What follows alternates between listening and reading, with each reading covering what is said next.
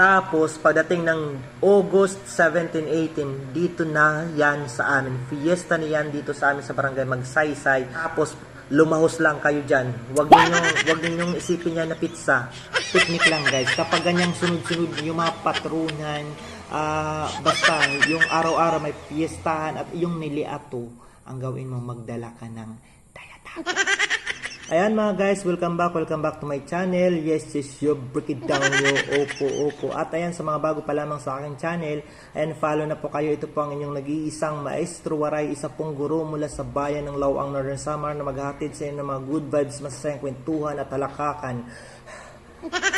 Hinala ako doon. At ayan, for today's video, sasabihin ko na po sa inyo kung bakit po lahat po ng mga pistahan ay napag-aalaman ko po dahil memoryado ko po ito guys. Kaya naman, i-share ko po sa inyo para na rin inyong mabantayan, inyong maabangan at inyong mapuntahan at inyong mapanakgasan. Opo.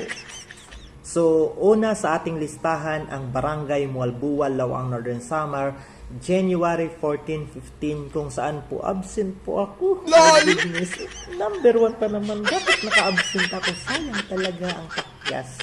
Ayan, sumunod naman April 26-27, Barangay Yabyaban, May 1. Ayan, Barangay Tarusan. Ayan, Barangay Tarusan, Lawang, Northern Samar, 1 and 2, May 1 and 2. Tigamnan nyo yan. At saka, susunod dyan, Barangay Kabagngan, May 3 and 4. So, ang inyong gawin, magdala na lang kayo ng isang bag na mga damit. Tapos, punta na kayo doon sa Tarusan. Tapos, pagkatapos sa Tarusan, pagliwas sa Tarusan, ayun, lumuyo lang kayo. Tapos, pagdating ng May 5 and 6, ayan, Barangay Kagdarao. Tapos, pagdating ng 6-7, Barangay Katigbian. Pagdating ng 7-8, Barangay Lawaan. Sunod-sunod yan mga guys. Wala talagang pahinga kapag kayo ay namimista. Ganun dapat. Tapos mga guys, pagdating ng May 9 and 10, Barangay Abaton. May 13-14, Barangay Kabulaluan. May 14-15, Barangay Burabod. May 15 and 16, Barangay Bubulusan. Basta wala talagang pahinga yung ang May. Tapos kung hindi ka pa talaga sold sa Barangay Bubulusan sa May 15, 16, pwede ka din lumusot doon sa Barangay Rumbang kasi parehas din yun na schedule, May 15, 16. Tapos May 16, 17, Barangay Kalumutan. Tapos pagdating ng May 18, 19, EG Dulay, Barangay EG Dulay. Pagdating ng May 19-20, Barangay Tinublan. At pagdating ng May 20-21, Barangay Pangdan. Pagdating ng May 21-22, Barangay Bawang. May 22-23, Barangay Aruganga. May kapatid ako doon, kaya sure yun na pupunta kami doon. Tapos May 24-25, Barangay Langob. Doon sa Barangay Langob, yung kapatid ko nakapangasawa taga doon, kaya sure din na nandoon din kami. Pagdating ng May 25-26, Barangay Bungliw, doon pa ma-absent ako, lugar yun ng asawa ko, kaya sure din na nandoon kami. Opo. May 26-27, Barangay Simura. May 27-28, dalawang barangay yan, Barangay Hibatangan at Barangay Agwadahan. Kaya wala akong no choice kundi pumili lang ng isa kasi hindi kakayanin ng aking katawan talaga na ragudusin yung dalawang barangay. May 20-29, dalawang barangay din yan guys. Hindi rin yan kakayanin ng power na puntahan dalawa. Yung Barangay Yapas at Barangay Kagaasan. May 29-30, Barangay Atipulo. Pagdating naman ng June 1, Barangay Sangkol. June 3 and 4, Barangay Rawis. June 8 and 9, Barangay Sibunot. June 9 and 10, Barangay San Antonio. June 10, 11, Barangay Kangkahipos. June 12, 13, Barangay Uliras. June 13, 14, Barangay Kahayagan. June 14, 15, Barangay La Perla.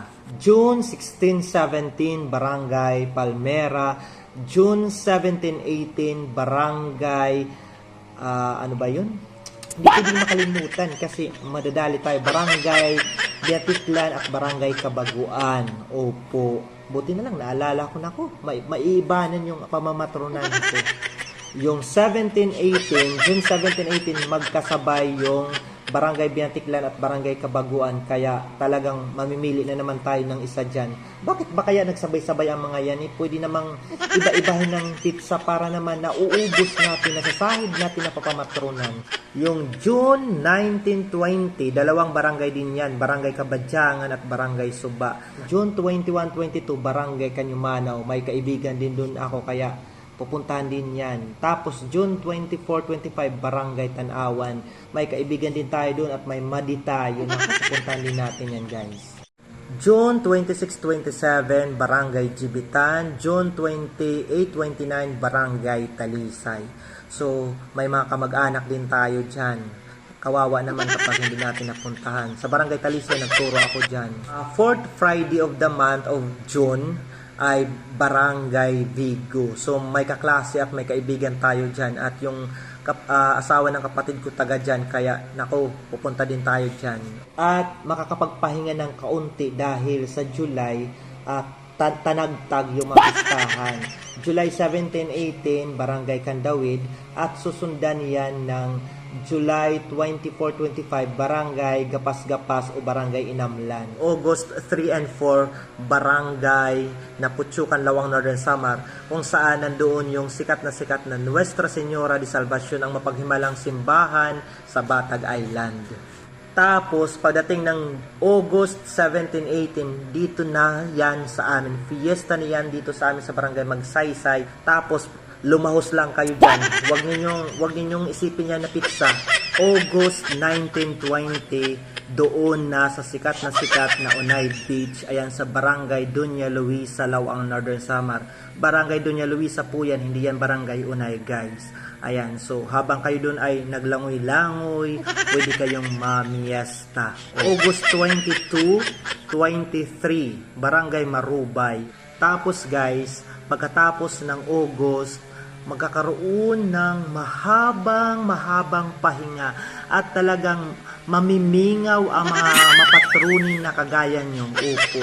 Dahil ang susunod na niya na fiesta ay sa September 28-29 na ang poblasyon ng Lawang. So, yung mga barangay dyan ay nandito, nilista ko talaga para hindi ako magkamali. Barangay Baybay, Barangay Gilawangi, Barangay Little Venice, Barangay SMH, Barangay Santo Niño, at Barangay Tumaginting, Lawang, Northern Samar. So, September 28-29, focus kayo dyan kasi marami sila maraming barangay yan. Ayan guys, bala ko nga yan, iprotesta yan. Yung 6 na barangay na yan, yung ng poblasyon, dapat tunga-tungain nila yung kanilang schedule, hindi lang sila sa September 2029, para naman kaming mga taga-uma ay makabulos. Kasi yung buong September, wala namang nagpipiesta, why not? Diyan sila maghati-hati sila dyan sa schedule na yan sa buong September. Para naman, kasi kapag mga piyesa sa barangay, itong mga taga-bungto ay tumutukad sila, Opo. Ngayon, kapag piyesta sa bayan, kaming mga taga-uma, hindi namin sila yan nauubos, hindi namin sila napaghihigantihan lahat. Kasi nga, hindi nakakayanin ng katauan. Halimbawa, yung namiesta sa inyo 13 talaga. Sabihin na natin 20. Hindi mo yan kayang maluob, mabubusnag ang tiyan mo dyan.